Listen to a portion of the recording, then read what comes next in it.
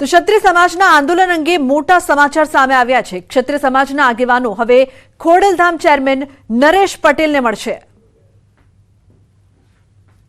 નરેશ પટેલને નહીં, માં ખોડિયારને નરેશભાઈને મળશું, બરાબર છે। દર્શન કરવા જાશું ત્યારે એની રાય લેશું કે નરેશભાઈ આમાં શું કરી શકાય, બરાબર છે। પણ અત્યારે એ મુદ્દામાં નથી એટલે તમને ન કહી શકું, પણ નરેશભાઈને મળવાનું સમાજ નક્કી કરશે, સંકલન સમિતિ કરશે તો ચોક્કસપણે મળશું। તો રાજપૂત સંકલન સમિતિમાં કોઈ ભાગલા નથી। રાજપૂત સમાજ સંકલન સમિતિના સભ્ય પીટી જાડેજાએ આ દાવો કર્યો છે।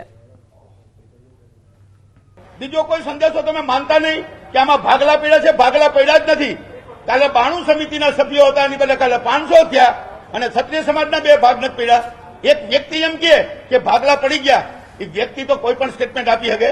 લાખો રાજપૂતો છે, એમાં 5 વિઘ્ન સંતોષી પણ હોઈ શકે, એ પણ સ્ટેટમેન્ટ આપી શકે। અને એક વ્યક્તિ સ્ટેટમેન્ટ આપે એ રીતે સમાજે નથી કરવાનું। સમાજ એટલે સંકલન સમિતિ અને સંકલન સમિતિ એટલે સમાજ। જયારે સંકલન સમિતિને સમાજને માન્ય છે તો સમાજ છે એ ભગવાન છે ને સમાજથી મોટું કોઈ નથી હોતું। તો પીટી જાડેજાએ ક્ષત્રિય આગેવાન પદ્મિનીબાના નિવેદન પર પ્રતિક્રિયા આપી। પદ્મિનીબા કદાચ બોલ્યા હોય તો એનું વ્યક્તિગત નિવેદન હશે। પદ્મિનીબા સામેથી આવે કે મને આમાં તમે રાખો તો વાંધો ન હોય, પણ એવી રીતે ક્યારેય નથી આવ્યા। જો ગઈકાલે આવ્યા, ઘણી વાર વ્યક્તિગત બાબત પણ હોય છે, એવું નથી। એ બી ટીમ ને સી ટીમ ને ઈ ટીમ શું, એ પેલા તો મને નથી સમજાતું। આ તો મન ગણત વાતું છે। અરે હજી તો એબીસીડી ઈ સુધી પહોંચી જાય, ડબલામાં ઘી સુધી પહોંચી જાય। સાથે યુવરાજસિંહ જાડેજાના નિવેદન પર પણ બોલ્યા પીટી જાડેજા। યુવરાજસિંહનું નિવેદન વ્યક્તિગત નિવેદન છે, એ કોર કમિટીમાં નથી અને સંકલન સમિતિમાં પણ નથી, અને એ રાજકીય માણસ છે, રાજકીય સ્ટેટમેન્ટ કંઈ પણ આપી શકે। અમારી જે સંસ્થા છે એમાં એક પણ રાજકીય માણસ હોય તો બતાવો। રાજકોટમાં રાજપૂત સંકલન સમિતિની પત્રકાર પરિષદ યોજાઈ હતી, જેમાં જાડેજાએ આંદોલનની રણનીતિને લઈને વાત કરી હતી। 8 જિલ્લામાં તો અમે તમને છાતી ઠોકીને કહી શકીએ કે જ્યાં 3-3 લાખ ઉપર, મેં જેમ કીધું આણંદમાં 6 લાખ છે, બરાબર છે, એમાં 8 સીટ ઉપર અમે ચોક્કસપણે હાર આપી શકશું। તો અમદાવાદ પૂર્વ અને પશ્ચિમની લોકસભાની બેઠક પર નામાંકન પ્રક્રિયા પૂર્ણ થઈ છે। અમદાવાદ પૂર્વ બેઠક 35 ઉમેદવારોએ કુલ 44 ફોર્મ ભર્યા, જ્યારે અમદાવાદ પશ્ચિમ બેઠક પર 12 ઉમેદવારોએ 19 ફોર્મ ભર્યા છે। ભાજપ અને કોંગ્રેસ પક્ષે બંને બેઠક પર 2-2 ઉમેદવારોએ ફોર્મ ભર્યા હતા। અન્ય પાર્ટી તેમજ અપક્ષ ફોર્મ પણ ભરાયા હતા। તારીખ 12મીથી લઈને 19મી સુધી જે નામાંકન પ્રક્રિયા હતી એ પૂર્ણ થયેલી છે। આમાં કુલ જોઈએ તો 7 અમદાવાદ પૂર્વ પર 35 ઉમેદવારોએ કુલ 44 ફોર્મ ભર્યા છે અને 8 અમદાવાદ પશ્ચિમ જે છે એમાં 12 ઉમેદવારોએ કુલ 19 ફોર્મ ભર્યા છે। તો ગુજરાતવાસીઓ ફરી ગરમીમાં શેકાવા માટે રહેજો તૈયાર। હવામાન વિભાગની આગાહી, આગામી 3 દિવસ તાપમાન રહેશે યથાવત। 3 દિવસ બાદ ફરી 2 થી 3 ડિગ્રી તાપમાન વધશે, જ્યારે 3 દિવસ બાદ ફરી ગરમીનું જોર પણ વધશે।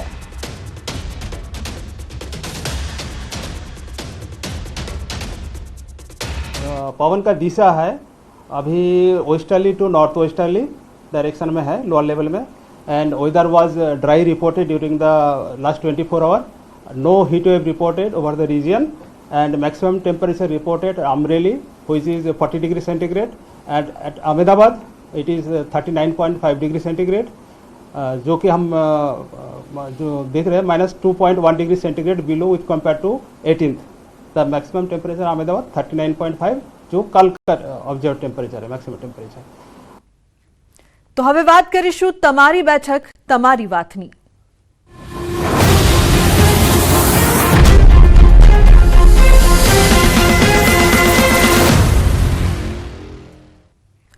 ગુજરાતમાં ગરમીની સાથે સાથે રાજકીય પારો પણ ગરમાઈ ગયો છે, ત્યારે મતદાનને લઈને પણ લોકોમાં ઉત્સાહ આસમાને છે।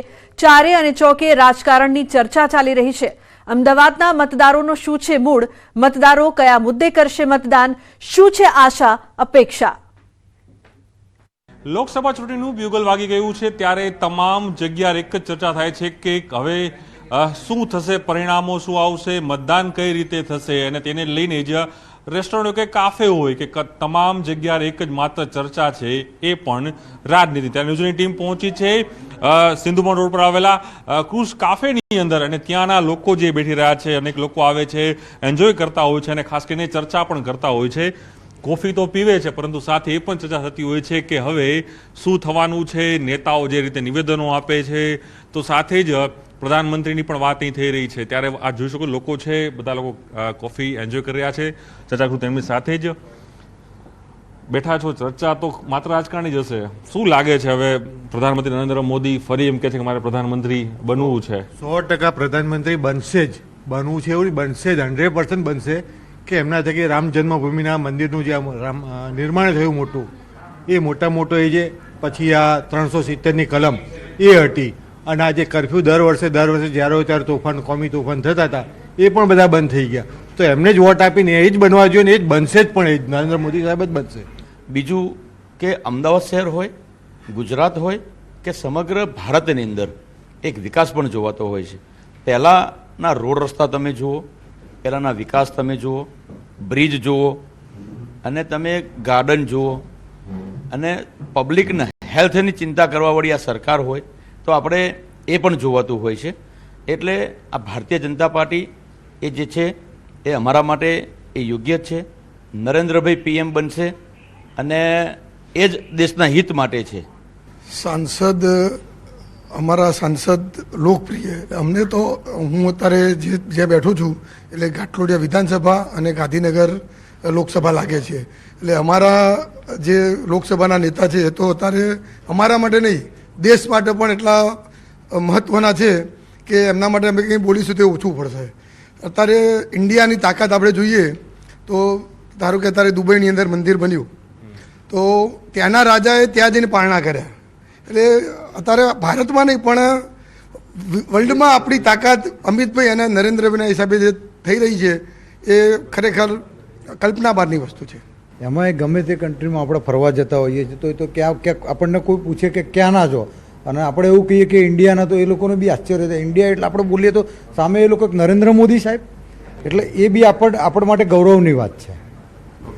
આમ મતદાન કરો ત્યારે શું મગજમાં હોય છે, શું થિંકિંગ હોય છે કે ભાઈ કામ થયા છે, નથી થયા? ફરિયાદો તો ઘણી બધી કરતા હશો ને કે આ કામ નથી થતું, રસ્તા નથી થતા. આ સરકારમાં એવું છે, જો આ સરકાર નાના માણસોનું બી બહુ ધ્યાન રાખેલું છે. તમે આજે ગરીબ વર્ગ જુઓ તો એને કરિયાણું, ટોટલી કરિયાણું એ લોકોને મળતું. એમના બાળકોને સરકાર અત્યારે સારી સ્કૂલોમાં ભણવા માટે સરકાર પૈસા ખર્ચે છે અને એ લોકોને લાભ મળતો હોય છે.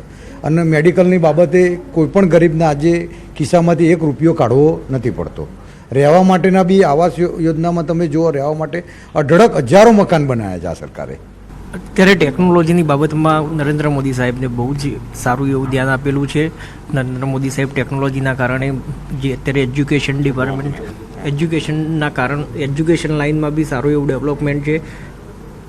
મોદી સાહેબના કારણે, ટેકનોલોજીના કારણે બાળકો ઓનલાઈન શિક્ષણ બી પ્રાપ્ત થયેલા હોય છે. એ બી મુદ્દા સારા છે ટેકનોલોજીના બાબતમાં. એટલે રોજગારી મળે છે. રોજગારીની વાત કરીએ તો યંગસ્ટર, આપ યંગ છો, કોંગ્રેસ એમ કહે છે કે રોજગારી તો મળતી નથી. રોજગારી ખરેખર મળી છે ખરી? રોજગારી તો મળે જ છે. જેને કામ કરવું હોય એના માટે કંઈ રોજગારી મોટો ઇસ્યુ છે નહીં. ને સરકારે હમણાં જુઓ, લાસ્ટ 5 વર્ષમાં તમે ઘણી બધી સરકારી ભરતી કરી છે. જેમ કે ક્લાર્કની ભરતી છે, ફોરેસ્ટની ભરતી છે, હમણાં પોલીસની ભરતી જાહેર કરી છે. એટલે રોજગારી તો એવું કોઈ મોટો ઇસ્યુ છે એવું કંઈ લાગતું છે નહીં. અચ્છા, તો આમ યંગસ્ટર તરીકે જાઓ ત્યારે મતદાન શું આમ ધ્યાન ફોકસ કરશો કે ભાઈ મારે આ મતદાન આ પાર્ટીને કરવું છે કે આ પક્ષને કરવું છે? ડેવલપમેન્ટ અને ઐતિહાસિક નિર્ણય લીધો મોદી સાહેબે જે રામ મંદિર બનાવવાનો. ઓકે, રામ મંદિર સૌથી મોટો મુદ્દો છે. બીજા પણ વ્યક્તિ જોડાયા હકુસુની સાથે. શું તમને લાગે છે, શું પહેરા એકદમ શું લાગે છે આ વખતે ચૂંટણીમાં કેવો માહોલ કેવો લાગે છે?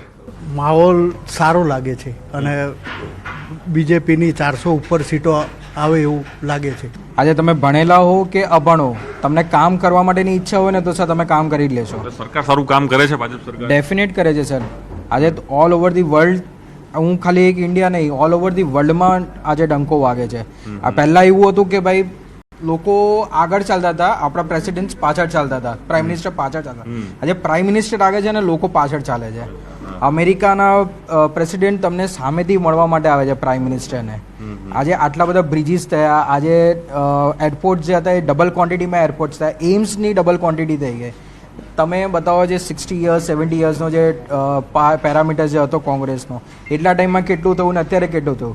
तो नरेंद्र मोदी एक कॉन्फिडेंस होते हैं. जैसे आज के टाइम पे क्या होता है कि कोई भी जो हमारा लीडर रहता है उसके ऊपर अगर हमारा भरोसा रहता है तो हम पीछे से सीना चौड़ा करके उसके पीछे चलते हैं. तो वो आज के टाइम पे नरेंद्र मोदी हो चुके हैं, उनके पीछे इसी वजह से सारी जनता है. આ છે તમામ લોકોનો મિજાજ, કોફી હોય, રેસ્ટોરન્ટ હોય કે તમે કોઈ પણ જગ્યાએ જાઓ, માત્ર એક મિજાજ છે. રાજકીય ચર્ચાઓ, એક તરફ ગરમીનો પારો તો બીજી તરફ રાજનીતિનો પણ પારો સતત અપ થઈ રહ્યો છે. લોકો ઓપિનિયન પણ પોતપોતાના છે અહીં આપી રહ્યા છે. ફરી વખત કહી રહ્યા છે કે મોદી સરકાર ફરી વખત એટલે ત્રીજી વખત મોદી સરકાર જ આવશે. કેમેરામેન શર્મા સાથે પ્રણવ પટેલ, ન્યૂઝ 18 અમદાવાદ. તો બ્રેક પહેલા નજર કરી લઈએ મહત્વપૂર્ણ ટોપ 3 ન્યૂઝ પર. મહેસાણામાં કોંગ્રેસ ઉમેદવાર રામજી ઠાકોર દેખાયા. ભુવાજીના આશીર્વાદ દેતા તો તેમને વોટ આપવા સંકલ્પ લેતા ચિત્રોડીપુરાના ગ્રામજનો નજરે પડ્યા. દ્વારકામાં રૂક્ષ્મણી વિવાહનું આયોજન. રૂક્ષ્મણી મંદિરે 56 ભોગ મનોરથ યોજાશે. ભક્તિમય માહોલમાં વિવાહની ઉજવણી.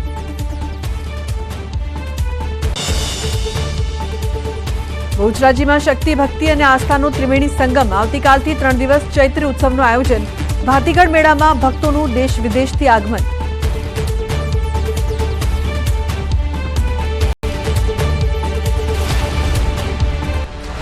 મહત્વપૂર્ણ સમાચાર સામે આવી રહ્યા છે તેના પર નજર કરીએ. સુરત લોકસભા કોંગ્રેસ ઉમેદવાર નિલેશ કુંભાણીના ફોર્મને લઈને વાંધો નોંધાવાયો છે. ભાજપ ઉમેદવાર મુકેશ દલાલના ચૂંટણી એજન્ટ દિનેશભાઈ જોધાણી દ્વારા વાંધો ઉઠાવવામાં આવ્યો છે. કોંગ્રેસ ઉમેદવાર નિલેશ કુંભાણીના ટેકેદારો યોગ્ય નહીં હોવાનો વાંધો ઉઠાવવામાં આવ્યો છે. મહત્વપૂર્ણ સમાચાર સામે આવી રહ્યા છે. સુરત ચૂંટણી કમિશનરને ફરિયાદ કરવામાં આવી છે. હાલ ચૂંટણી કમિશનર કચેરી ખાતે ફોર્મ ચકાસણી પણ શરૂ થઈ ગઈ છે. ભાજપ અને કોંગ્રેસ બંને પાર્ટીના લીગલ સેલના વકીલો ફોર્મ ચકાસણીમાં ઉપસ્થિત છે. તો મહત્વપૂર્ણ સમાચાર સામે આવી રહ્યા છે. કોંગ્રેસ ઉમેદવાર નિલેશ કુંભાણીના ફોર્મને લઈને વાંધો ઉઠાવવામાં આવ્યો છે, જે બાદ ચકચાર.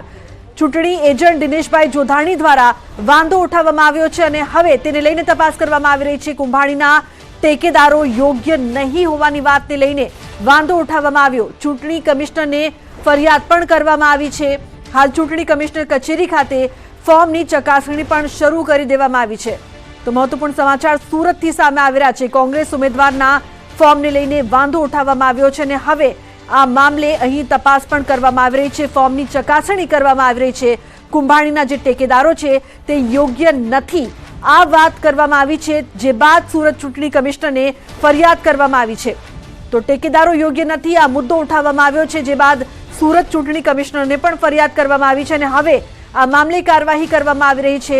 ફોર્મને લઈને જે વાંધો ઉઠાવવામાં આવ્યો છે તેની પણ તપાસ કરવામાં આવી રહી છે. ચૂંટણી એજન્ટ દિનેશભાઈ જોધાણી દ્વારા આ વાંધો ઉઠાવવામાં આવ્યો. કુંભાણીના જે ટેકેદારો છે તે યોગ્ય નથી તે વાત ઉઠાવવામાં આવી છે. સાથે સુરત ચૂંટણી કમિશનરને આ મામલે ફરિયાદ પણ કરવામાં આવી રહી છે.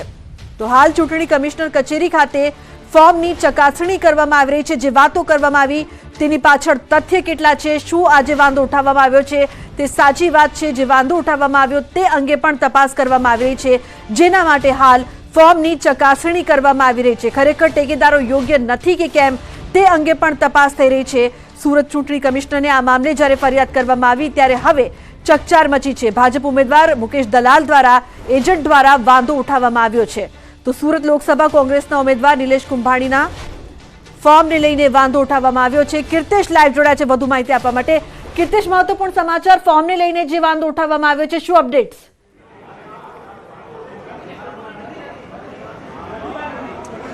બિલકુલ, સુરત લોકસભાના ઉમેદવાર કહી શકાય એવા દિનેશ કુંભાણી કે જે કોંગ્રેસના ઉમેદવાર છે તેમના ફોર્મને લઈને વાંધો ઉઠાવવામાં આવ્યો છે. ભાજપ દ્વારા જે વાંધો ઉઠાવવામાં આવ્યો છે કે તેમની સહી કહી શકાય કે ફરજી છે, જેને લઈને આ વાંધો ઉઠાવવામાં આવ્યો છે. આપણી સાથે કોંગ્રેસના આગેવાનો છે, આપણે સીધા એમની સાથે વાત કરીશું. શું કહેવું છે, શું કહેશો ફોર્મને લઈને વિરોધ ઉઠાવવામાં આવ્યો છે? ઓપોઝિશન પાર્ટી બીજેપીએ અમારા ફોર્મ પર થોડું ઓબ્જેક્શન કર્યું હતું. એ ઓબ્જેક્શન બાબતમાં અમારી પાસે જવાબની માંગણી કરી છે. અમે થોડી વારમાં જવાબ આપી દઈશું. શું વાંધો ઉઠાવ્યો હતો? વાંધો હતો કે એમને એવું હતું કે આ વાંધો છે, એટલે 1-2 પોઈન્ટ પર વાંધો એમને ઉઠાવ્યો છે. એ અમારા એડવોકેટ પાસે છે, તેઓ હમણાં એની સ્ટડી કરી અને એનો યોગ્ય જવાબ હમણાં આપી દેશે. બિલકુલ, આ હતા વિપુલભાઈ ઉધનાવાલા, કોંગ્રેસના યુવા કાર્યકર્તાઓ. જે પ્રકારે વાંધો ઉઠાવવામાં આવ્યો છે આ જ પ્રકારે જો વાંધો રહે તો ચોક્કસપણે કોંગ્રેસને મુશ્કેલીઓ વધી શકે. તમે દ્રશ્ય સીધા જોઈ શકાય છે સુરત કલેક્ટર ઓફિસ ખાતેના, કે જ્યાં આગળ બંને પક્ષના ઉમેદવારો પહોંચ્યા હતા અને જે પ્રકારે કહી શકાય કે થોડીક વખત માટે શબ્દોનું ઘર્ષણ જોવા મળ્યું હતું. અસલમભાઈ સાયકલવાળા કોંગ્રેસ આગેવાન છે, આપણે એમની સાથે પણ વાત કરવાનો પ્રયાસ કરીશું, કારણ કે જે પ્રકારે કહી શકાય કે કોંગ્રેસના ઉમેદવારે ડમી સહી કરી એવો આક્ષેપો ભાજપ દ્વારા કરવામાં આવ્યા હતા. જો કે કલેક્ટર દ્વારા, ચૂંટણી પંચ દ્વારા બંને વ્યક્તિઓને સાંભળવામાં આવ્યું હતું, હિયરિંગ કરવામાં આવ્યું હતું અને થોડીક જ વારમાં આ મામલે ચુકાદો આપવામાં આવશે. ખાસ કરીને દિનેશ કુંભાણી બી કલેક્ટર ઓફિસ ખાતે પહોંચ્યા હતા પોતાના ટેકેદારો સાથે, પોતાના પક્ષના કાર્યકર્તાઓ સાથે. ત્યારે અસલમ સાયકલવાળા પણ અહીંયા છે, આપણે સીધા એમની સાથે વાત કરવાનો પ્રયાસ કરીશું શું કેવું છે અને કયા પ્રકારની આખી વાત છે. અસલમભાઈ, શું વાંધો ઉઠાવવામાં આવ્યો હતો, કોને વાંધો ઉઠાવ્યો હતો અને હવે શું? તો અમને પણ એવી ભારતીય જાણવા મળે, કારણ કે અમે બધા નિલેશભાઈ કુંભાણી અને મારા પ્રદેશ પ્રમુખ શક્તિસિંહ ગોયલ કામરેજ આવ્યા હતા, અમે કામરેજ સાથે હતા. ત્યાં અમને એવી ખબર પડી કે ભાઈ દિનેશ જોધાણી જે માજી deputy mayor Bharatiya Janata party senior નેતા છે, એ આવીને ટેકેદારોને લાવીને એવી રજૂઆત કરી ગયા કે ભાઈ અમે લોકો સહી કરી છે કે નથી, કે સહી પ્રેશરમાં કરાવી છે. તો એમ કહું જોઈએ છે અત્યારે કલેક્ટર કચેરી ચૂંટણી પંચના કાર્યક્ષેત્રમાં આવે છે. ચૂંટણી પંચના કાર્યક્ષેત્રના નીતિ નિયમ મુજબ કામગીરી કરે. ભારતીય જનતા પાર્ટીના દબાણમાં કોઈ એવી કામગીરી ના કરે કે સુરતની સમગ્ર દેશમાં ચૂંટણી પંચ માટે લોકોને શંકા ઉપજે. બીજી વાત કહું કે ભારતીય જનતા પાર્ટી એમ કહે છે કે અમારા પેજ પ્રમુખ સુધીનું સંગઠન મજબૂત છે. 2019માં લોકો 5.5 લાખ મતે આ સીટ જીત્યા હોય તો એમને આવા કાવા દાવા કરવાની શું જરૂર પડી? શું હાર ભાખી ગયા છે? હાર સહન નથી થતી એટલે આવા કાવતરા કરવાની ફરજ પડે છે અને ફોર્મ રદ કરવા માટે હવે તલપાપડ બની રહ્યા છે. એટલે જે છે 4 વાગે કલેક્ટરશ્રીનો હુકમ આવે ચૂંટણી અધિકારીશ્રીનું, પછી આગળની રણનીતિ શું છે અમે આપને જાણ કરશું. બિલકુલ, ભાજપના ટેકેદારોએ જે પ્રકારના આક્ષેપ કર્યા હતા તેને લઈને આ વિવાદ ઉભો થયો. સુરત લોકસભાના ઉમેદવાર નિલેશ કુંભાણીના ફોર્મમાં ઘણી બધી સત્યો બતાવવામાં આવી હતી, જેને લઈને લેખિતમાં વાંધા અરજી આપવામાં આવી હતી. સમગ્ર મામલો કલેક્ટર અને ચૂંટણી પંચ સામે પહોંચ્યો છે, હિયરિંગ કરવામાં આવી છે અને ટૂંક સમયમાં આ મામલે આપવામાં આવશે. જો ખરેખર ફોર્મમાં વાંધા અરજી હોય અને જો ફોર્મ રદ કરવામાં આવે તો ચોક્કસ કોંગ્રેસની મુશ્કેલીઓ વધી શકે એમ છે, કારણ કે ગઈકાલે ફોર્મ ભરવાનો છેલ્લો દિવસ હતો. બિલકુલ કીર્તેશ, કોંગ્રેસ ઉમેદવાર છે નિલેશ કુંભાણી અને એક વાત તો એ કહેવામાં આવી છે કે તેમના જે ટેકેદારો છે તે યોગ્ય નથી. તે સિવાય કયા કયા મુદ્દા ઉઠાવવામાં આવ્યા છે અને કઈ પ્રકારથી જે પ્રોસિજર છે, આ પ્રોસિજર કેટલા વાગે સુધી ખબર પડશે કે ફોર્મમાં ખરેખર વાંધો છે કે નહીં? કારણ કે 4 વાગ્યાનો સમય અત્યારે અસલમ સાયકલવાળા દ્વારા કહેવામાં આવ્યો.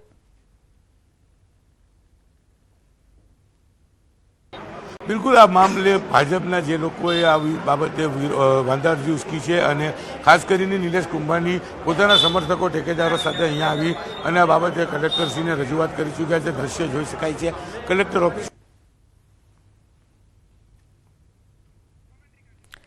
તો મહત્વપૂર્ણ સમાચાર જે પ્રકારથી સામે આવી રહ્યા છે, સુરતથી કોંગ્રેસ ઉમેદવાર નિલેશ કુંભાણીના ટેકેદારો યોગ્ય નહીં હોવાની વાતને કહીને તેમના ફોર્મમાં કેટલાક ક્ષતિ હોવાની વાત કરવામાં આવી છે, વાંધો ઉઠાવવામાં આવ્યો છે. બીજી પણ ઘણી બધી વાતો કરવામાં આવી છે, જે બાદ અત્યારે અસમંજસનો માહોલ કોંગ્રેસ માટે કહી શકાય કે માઠા સમાચાર સાબિત થશે જો ખરેખરમાં આ ફોર્મમાં ક્ષતિ છે તે વાતની સાબિતી થઈ જાય.